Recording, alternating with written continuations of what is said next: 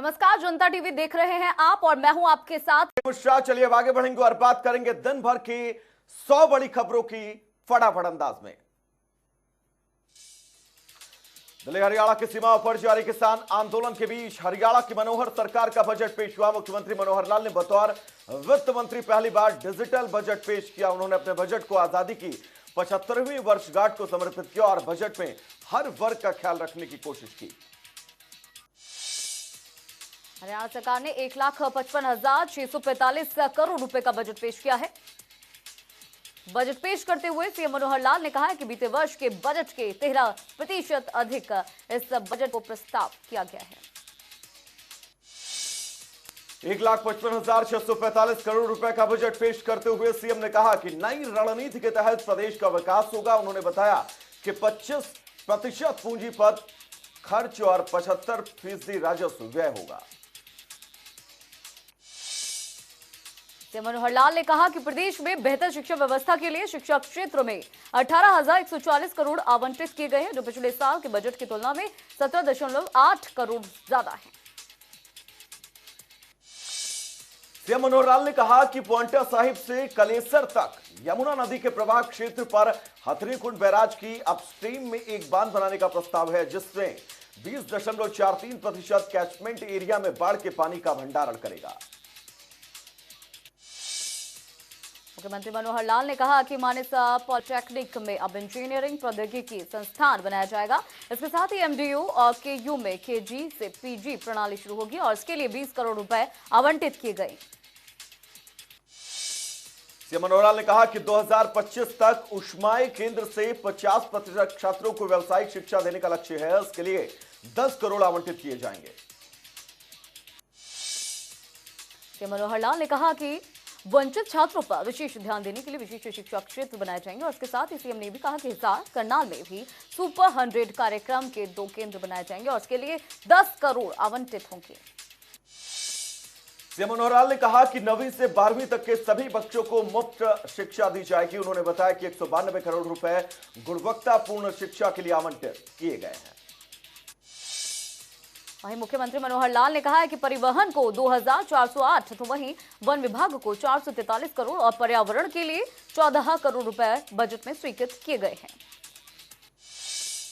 वहीं परिवहन वाहनों की फिटनेस को लेकर 6 केंद्र स्थापित किए जाएंगे। ये फिटनेस केंद्र अंबाला, करनाल, हिसार, रेवाड़ी, फरीदाबाद और गुरुग्राम में स्थापित किए जाएंगे। सीएम ने कहा कि फिलहाल केवल रोहतक में एक केंद्र है। सीएम मनोहर लाल ने बताया कि स्वास्थ्य क्षेत्र के लिए 7,731 करोड़ रुपए का बजट पेश किया गया है, जो पिछले साल की तुलना में 20% ज्यादा है। वहीं सीएम ने कहा कि राजस्व विभाग के लिए 1,302 करोड़ और आबकारी कराधान विभाग के लिए 285 करोड़ रुपए का प्रस्ताव पेश किया गया है। सीएम मनोहर लाल ने कहा कि पिछले साल की तुलना में इस बार ज्यादा राजस्व प्राप्त हुआ है और यह भी बताया कि 2020-21 के दौरान फरवरी 2021 तक 26,038 करोड़ रुपए का राजस्व जमा किया गया है, जो पिछले साल से 11.36% ज्यादा है। वहीं खेलो इंडिया गेम्स 2021 के लिए पंचकुला के ताऊ देवीलाल स्टेडियम में हॉकी, फुटबॉल, बास्केटबॉल और वॉलीबॉल के नए मैदान बनाए जाएंगे। साथ ही सीएम ने बताया कि पंचकुला में राज्य स्तरीय चोट उपचार पुनर्वास केंद्र बनाया जाएगा। सीएम ने कहा कि महाराजा अग्रसेन मेडिकल कॉलेज अग्रोहा में कैंसर विज्ञान केंद्र स्थापित किया जाएगा और इसके साथ ही कर्मचारियों, पेंशनर्स और उनके आश्रितों को इंडोर उपचार के लिए कैशलेस स्वास्थ्य योजना का विस्तार किया जाएगा। हरियाणा सरकार ने इस बार कुल 6,110 करोड़ रुपए का बजट कृषि सेक्टर के लिए पेश किया है। इनमें से 2,998 करोड़ रुपए का बजट किसानों के लिए और बाकी बजट मछली, पशुपालन समेत अन्य सेक्टरों के लिए रखा गया। मुख्यमंत्री ने कहा कि सरकार का फोकस किसानों की आय दोगुनी करने का है। सीएम मनोहर लाल ने बजट पेश करते हुए बताया कि बजट में 5,081 करोड़ सिंचाई के लिए आवंटित किए गए हैं, जबकि 3,402 करोड़ जन स्वास्थ्य विभाग के लिए प्रस्तावित है। सीएससी में अल्ट्रासाउंड और अन्य डायग्नोस्टिक सेवाओं का विस्तार किया जाएगा, जबकि कैथल जिले के राजौंद और हिसार के सिसाई में एसटीपी स्थापित किए जाएंगे। साथ ही हर जिला अस्पताल में आईसीयू और प्राइवेट रूम स्थापित होंगे। सीएम ने कहा कि आयुष्मान भारत योजना का दायरा बढ़ा दिया गया है। आयुष्मान योजना का लाभ अब 8 और श्रेणियों को मिल पाएगा। सीएम ने भी कहा है कि 5 लाख रुपए तक की सालाना आय वाले परिवारों को अनुपातिक आधार पर लाभ दिया जाएगा। सीएम ने कहा कि हरियाणा में 350 चिकित्सा अधिकारियों और 60 दंत चिकित्सकों के पद सृजित होंगे। साथ ही हर सिविल अस्पताल में 200 बेड उपलब्ध कराए जाएंगे। सीएम ने कहा कि अब हरियाणा में सर्वसमावेशी बीमा योजना शुरू होगी। बीमा योजना के लिए बजट में 10,798 करोड़ का प्रावधान रखा गया है। तो वहीं एसवाईएल को लेकर सीएम ने कहा कि एसवाईएल नहर के निर्माण के लिए 100 करोड़ का प्रावधान किया गया है। साथ ही सीएम ने कहा कि नूंह को पेयजल उपलब्ध कराने के लिए 100 क्यूसेक की मेवात फीडर नहर का निर्माण होगा। मनोहर लाल ने नई शिक्षा नीति पर बात करते हुए कहा कि नई शिक्षा नीति के तहत 21,962 आंगनबाड़ियों में हरियाणा सरकार स्कूल से पहले शिक्षा देगी। सीएम ने कहा कि 1,135 प्ले स्कूल मार्च 2021 से शुरू होंगे। वहीं दूसरे चरण में 2,865 आंगनबाड़ी केंद्रों को प्लस स्कूल में अपग्रेड किया जाएगा। सीएम ने बजट पेश करते हुए कहा कि सरकार सामाजिक सुरक्षा पेंशन में 250 रुपए की वृद्धि का ऐलान कर चुकी है। उन्होंने ये भी कहा कि 1 अप्रैल से प्रदेश सरकार सामाजिक सुरक्षा पेंशन के रूप में 2,500 रुपए देगी। हरियाणा में मुख्यमंत्री अंत्योदय उत्थान अभियान 2025 तक चलाया जाएगा। सीएम ने कहा कि उम्मीद है 2025 तक गरीबी रेखा से नीचे जीवन यापन करने वाला कोई भी परिवार नहीं बचेगा। सीएम ने भी कहा कि 1 लाख गरीब परिवारों की पहचान कर उन्हें न्यूनतम आर्थिक सीमा 1,80,000 तक पहुंचाने के लिए कदम उठाए जाएंगे। और ये भी बताया कि 2021-22 के लिए राजकोषीय घाटा सकल राज्य घरेलू उत्पाद का 3.83% अनुमानित है। हरियाणा सरकार ने अपने बजट में एससी वर्ग को कानूनी मामलों की पैरवी करने के लिए राशि दोगुनी करने का फैसला किया। अब सरकार एससी वर्ग को कानूनी मसलों की पैरवी के लिए 22,000 रुपए देगी। सीएम ने कहा कि प्रदूषण मुक्त खेती के लिए अगले 3 साल में 1 लाख एकड़ क्षेत्र को कवर किया जाएगा। इसके साथ ही किसानों के लिए किसान मित्र नई योजना शुरू होगी और इसके अलावा 1,000 किसान एटीएम स्थापित किए जाएंगे। मुख्यमंत्री मनोहर लाल ने कहा कि कोरोना के बावजूद सरकार ने तय सीमा से कम कर्ज लिया। उन्होंने कहा कि सरकार ने 30,000 करोड़ रुपए का ही कर्ज लिया, जबकि 40,661 करोड़ रुपए तक का कर्ज ले सकते थे।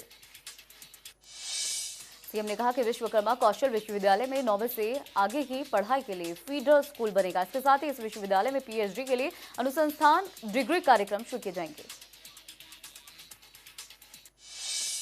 सीएम ने कहा कि इस वित्तीय वर्ष में निजी क्षेत्र में हरियाणा के युवाओं को न्यूनतम 50,000 नौकरियां दी जाएंगी। सिकरोना, फरीदाबाद, इंद्री, करनाल और जीवन नगर सिरसा में 3 नए आईटीआई शुरू होंगे।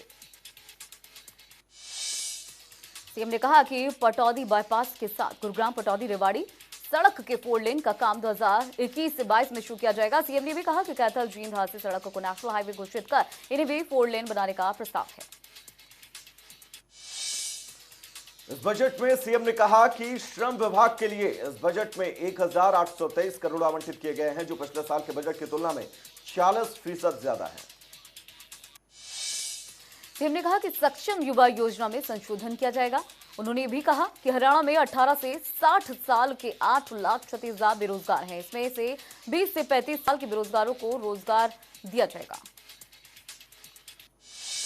सीएम ने कहा कि प्रदेश भर में साल 2021 से 22 के बीच 6,000 solar LED street light, 12 what की 5,000 एलईडी सोलर स्ट्रीट लाइट और सीसीटीवी कैमरा वाली 1,000 हाईमार्स सोलर लाइट्स लगाई जाएंगी।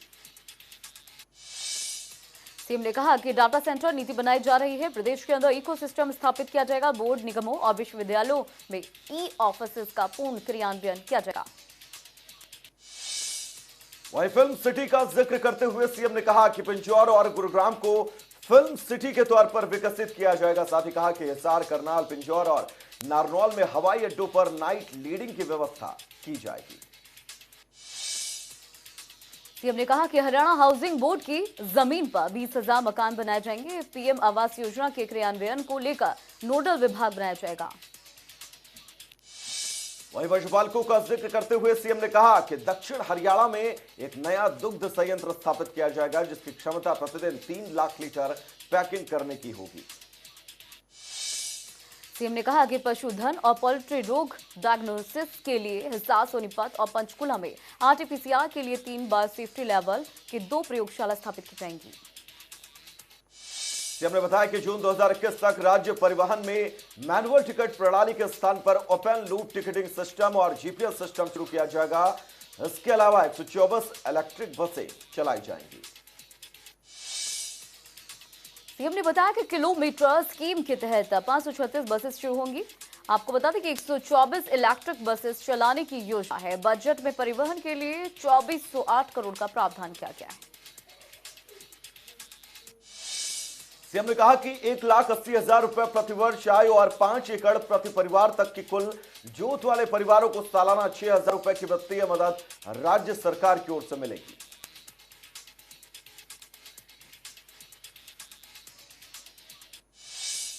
सीएम ने आगे बताया कि खनन के लिए बजट में 73 करोड़ और पुरातत्व और अभिलेखागार के लिए 143 करोड़ रुपए का प्रावधान किया गया है, जबकि सूचना एवं जनसंपर्क विभाग को 281 करोड़ रुपए आवंटित किए गए हैं।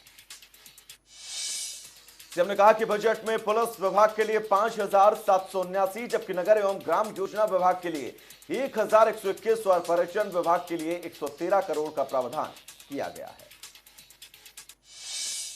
सीएम ने कहा कि रक्षा बलों में भर्ती होने के लिए युवाओं को प्रोत्साहित किया जाएगा। इसके साथ ही उन्होंने भी कहा कि सरकार राष्ट्रीय रक्षा अकादमी, तकनीकी कार्य प्रशिक्षण अकादमी स्थापित करने पर भी विचार कर रही है। सीएम ने कहा कि हरियाणा पुलिस में महिलाओं की संख्या बढ़ाकर 15% करने की योजना है। उन्होंने कहा कि गुरुग्राम में महिला बटालियन, हिसार में पुलिस प्रशिक्षण केंद्र स्थापित किए जाएंगे। गौशालाओं में 2021-22 के दौरान 1200 किलोवाट क्षमता के सौर ऊर्जा संयंत्र लगाए जाएंगे। 330 गौशालाओं में 1991 किलोवाट की संचयी क्षमता के सौर ऊर्जा संयंत्र स्थापित करने की योजना है। सीएम मनोहर लाल बोले कि गंदगी मुक्त भारत में प्रदेश का पहला स्थान है। डंपिंग स्थलों का सुधार किया जाएगा। ग्रामीण विकास पंचायत के लिए 5,980 करोड़ रुपए का प्रावधान है। आपको बता दें कि हरियाणा के सीएम मनोहर लाल की बजट स्पीच 2 घंटे 37 मिनट की रही। सीएम का अभिभाषण 63 पेजेस का था, तो वही बजट पेश करने के साथ ही हरियाणा विधानसभा की कार्यवाही सोमवार तक के लिए स्थगित की गई है। वहीं बजट पेश होने के बाद हरियाणा कांग्रेस अध्यक्ष कुमारी सैलजा ने जनता टीवी से बातचीत की, जिसमें उन्होंने सरकार को बेरोजगारी के मुद्दे पर घेरा और कहा कि हरियाणा बेरोजगारी में सबसे ऊपर है। कुमारी सैलजा ने सरकार पर सवाल दागा और पूछा कि बढ़ती बेरोजगारी पर सरकार जवाब दे, और ये भी कहा कि हमारे राज्य के युवाओं को रोजगार चाहिए। सीएम की तरफ से 50,000 नौकरियों को कुमारी सैलजा ने जुमला करार दिया। साथ ही पूछा कि एसवाईएल का पानी कब मिलेगा। किसानों के मुद्दे पर सैलजा ने कहा कि सरकार किसानों की नहीं सुन रही। पीएम मोदी के गुजरात के अहमदाबाद में आजादी के अमृत महोत्सव का आगाज किया गया। इसके साथ ही आपको ये भी बता दें कि देश की आजादी के 75 साल 2022 में पूरे हो रहे हैं, जिसी को लेकर देशव्यापी जश्न की शुरुआत गुजरात के अहमदाबाद से की गई है। दांडी मार्च के 91 साल पूरे होने पर प्रधानमंत्री मोदी सबसे पहले अहमदाबाद में साबरमती आश्रम पहुंचे और यहां उन्होंने राष्ट्रपिता महात्मा गांधी को श्रद्धांजलि दी और साबरमती आश्रम की विजिटर बुक में संदेश लिखा। साथ ही गांधी जी के इस आश्रम का निरीक्षण भी किया। दांडी मार्च के 91 साल पूरे होने पर केंद्रीय गृह मंत्री अमित शाह ने ट्वीट किया और दांडी मार्च के सभी सत्याग्रहियों को नमन किया। उन्होंने लिखा कि सत्याग्रह आंदोलन ने भारतीय स्वाधीनता संग्राम को एक नई दिशा दी है। देश के परिवहन मंत्रालय के साथ साथ सूक्ष्म लघु मध्यम उद्योगों का महकमा संभालने वाले केंद्रीय मंत्री नितिन गडकरी एमएसएमई डिपार्टमेंट के कार्यक्रम में शामिल हुए। इस दौरान उन्होंने अधिकारियों के काम को लेकर भड़क उठे। अधिकारियों की ओर से काम नहीं करने की शैली पर उन्हें वेतन की याद दिलाते हुए उन्होंने कहा कि जब लोग गाय और भैंस घर पर पालते हैं तो वो ज्यादा दूध देने वालों को ही अच्छी खुराक देते हैं। ज्यादा अधिकारियों की आवश्यकता पर सवाल करते हुए नितिन गडकरी ने कहा कि क्या सरकार इसलिए है कि लोगों को फोकट में तनख्वाह दे। उन्होंने कहा कि इतने अफसरों की और अपने इन्वेस्टमेंट की जरूरत क्या है। पश्चिम बंगाल के नंदीग्राम विधानसभा सीट से बीजेपी प्रत्याशी शुभेंदु अधिकारी ने नामांकन कराया और ममता बनर्जी को हराने का दावा किया। चुनाव प्रचार के दौरान घायल हुई पश्चिम बंगाल के मुख्यमंत्री ममता बनर्जी कोलकाता के एसएसकेएम अस्पताल में भर्ती हैं, जहां से उन्होंने अपना एक वीडियो जारी किया है। इस वीडियो में मुख्यमंत्री ममता बनर्जी ने कहा है कि उनके सिर में भी काफी दर्द है और इसके साथ ही उन्होंने अपने समर्थकों से शांति बनाए रखने की अपील की है और कहा है कि ऐसा कुछ मत करिए जिससे लोगों को असुविधा हो। मल्लार जाति को एससी कैटेगरी में शामिल किए जाने की मांग पर संकट अब खड़ा हो गया है। दरअसल केंद्र सरकार ने बिहार सरकार की ओर से भेजे गए प्रस्ताव को ठुकरा दिया है। तो वहीं बिहार सरकार के प्रस्ताव के खारिज होने पर मल्लार जाति के मंत्री मुकेश सहनी ने कहा है कि अगर वो अपने समाज के लिए आरक्षण की व्यवस्था नहीं करवा पाते हैं तो वो अपने पद से इस्तीफा दे। गाजियाबाद के साहिबाबाद में गुरुवार रात बैंडेज बनाने वाली एक फैक्ट्री में भीषण आग लग गई। इस आगजनी में कंपनी मालिक समेत 15 लोग झुलस गए, जिन्हें आसपास के निजी अस्पताल में भर्ती कराया गया, जिसमें 3 की हालत गंभीर बताई जा रही है। आपको बता दें कि 2 मंजिला फैक्ट्री में ये आग रात करीब 8:30 बजे पहली मंजिल पर लगी, जिसके बाद से कुछ देर बाद आग तेजी से फैलती गई, जिससे फैक्ट्री में काम कर रहे कर्मचारियों में भगदड़ मच गई। हादसे के दौरान फैक्ट्री में 40 लोग काम कर रहे थे। वहीं इस हादसे की सूचना मिलने पर दमकल की 12 गाड़ियां मौके पर पहुंची। आग बुझाने का प्रयास किया गया, साथ ही घायलों को बाहर निकाला गया। करीब 2 घंटे की कड़ी मशक्कत के बाद आग पर काबू पाया गया। पहाड़ों पर एक बार फिर से बर्फबारी शुरू होने से मौसम बदल चुका है। इसका असर दिल्ली एनसीआर के मौसम में भी देखने को मिल रहा है। कई इलाकों में बारिश के साथ अंधेरा छाया रहा। दिल्ली मौसम विभाग के मुताबिक अगले 2 दिन तक इसी तरीके का मौसम रहेगा। हल्की हल्की बारिश होगी और बादल छाए रहेंगे, जिसमें अगले कई दिनों तक गर्मी से लोगों को राहत मिलेगी। वहीं बीते गुरुवार का दिन दिल्ली एनसीआर में तापमान 35 डिग्री दर्ज किया गया, जिसने पिछले 9 साल का रिकॉर्ड तोड़ दिया है। 11 मार्च के दिन पिछले 9 सालों में सबसे गर्म दिन दर्ज किया गया। कृषि कानून के खिलाफ किसानों का आंदोलन 106वें दिन भी जारी है। किसानों की मांग है कि सरकार कानून रद्द करे, एमएसपी पर कानून लाए। अतिक्रमण पर योगी सरकार सख्ती बरतने जा रही है। दरअसल यूपी में सड़क किनारे बने सभी धार्मिक स्थलों को हटाने के निर्देश दिए गए हैं। जिला अधिकारियों को 14 मार्च तक की रिपोर्ट देने के लिए कहा गया है। प्रदेश में धार्मिक स्थलों के नाम पर सड़कों पर अतिक्रमण को लेकर सरकार सख्त है। आपको बता दें, राज्य में कई ऐसे मंदिर हैं जो सड़क के किनारे हैं। ऐसे में उनके आसपास दुकानें और अवैध पार्किंग देखने को मिल जाती है। अतिक्रमण न केवल सड़कों पर आवागमन को बाधित करता है, बल्कि लोगों के लिए भी परेशानी का सबब बनता है। समाजवादी पार्टी सांसद आजम खान के समर्थन में और योगी सरकार के विरोध में रामपुर में लखनऊ तक साइकिल रैली निकाली जा रही है। समाजवादी पार्टी की साइकिल रैली रामपुर से शुरू होकर 21 मार्च को लखनऊ में खत्म होगी। पीएफआई के 2 सदस्य फिरोज खान और अंसद बदरुद्दीन की कोर्ट में पेशी हुई। पेशी के बाद दोनों आरोपियों पर अगली सुनवाई 31 मार्च तय की गई है। इन दोनों पर हाथरस में विदेशी फंडिंग के जरिए जातीय हिंसा फैलाने की साजिश रचने और देशद्रोह तक के आरोप हैं।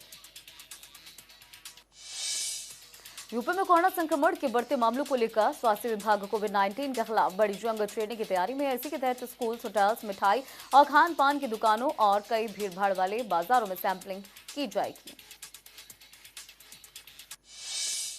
इसके साथ ही यूपी में त्योहारों पर दूसरे राज्यों से घर आने वाले यात्रियों की बड़े पैमाने पर स्क्रीनिंग की जाएगी। आपको बता दें कि रेलवे स्टेशन, बस स्टेशन जैसे कई जगहों पर आने जाने वाले सभी यात्रियों पर नजर रखी जाएगी।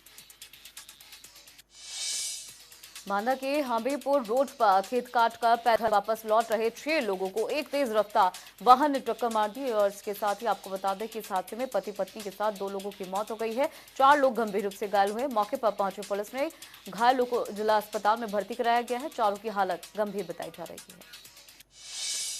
संभल के बाजोई कस्बा में शॉर्ट सर्किट के चलते गोदाम और घर में भीषण आग लग गई। भीषण आग में 70 साल की बुजुर्ग महिला की झुलसकर मौत हो गई। सूचना पर मौके पर पहुंची पुलिस ने निजी संसाधनों से आग पर काबू पाया।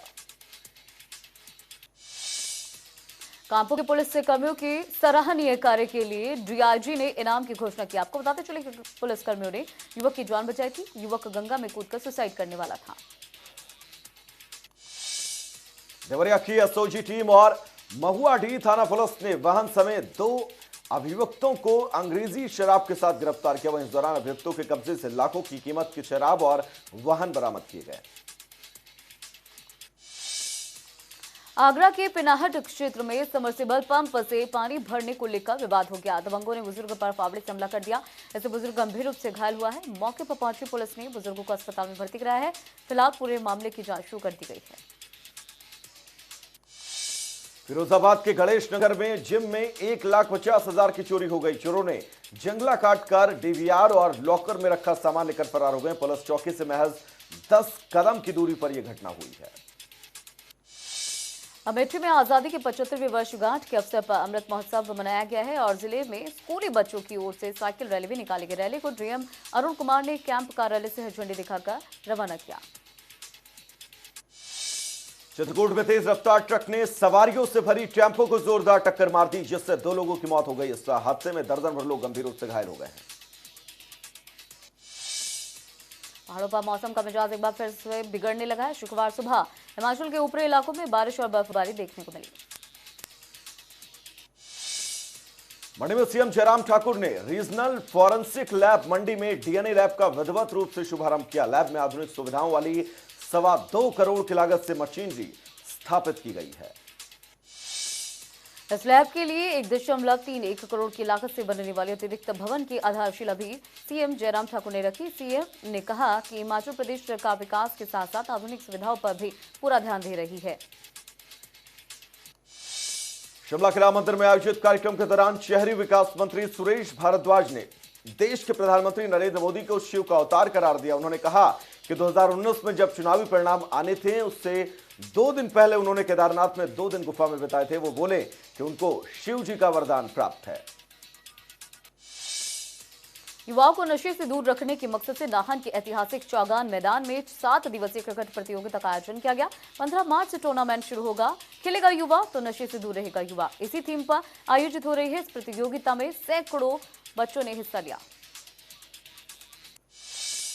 हिमाचल प्रदेश के विश्वविख्यात शक्तिपीठ श्री नैना देवी में 11 दिन तक चला शिवरात्रि महोत्सव का बड़े धूमधाम के साथ समापन हुआ। मंदिर न्यास और पुजारी वर्ग के सहयोग से हर साल शिवरात्रि महोत्सव मनाया जाता है। सोलन के वार्ड नंबर 12 में लोगों के लिए पार्किंग एक बड़ी समस्या बन चुकी है। इसी के चलते लोगों की भारी दिक्कतों का सामना करना पड़ रहा है। हालांकि इस वार्ड में सरकारी पार्किंग के साथ साथ 2 और पार्किंग भी है, लेकिन वाहनों की संख्या ज्यादा होने की वजह से ये पार्किंग हमेशा फुल रहती है।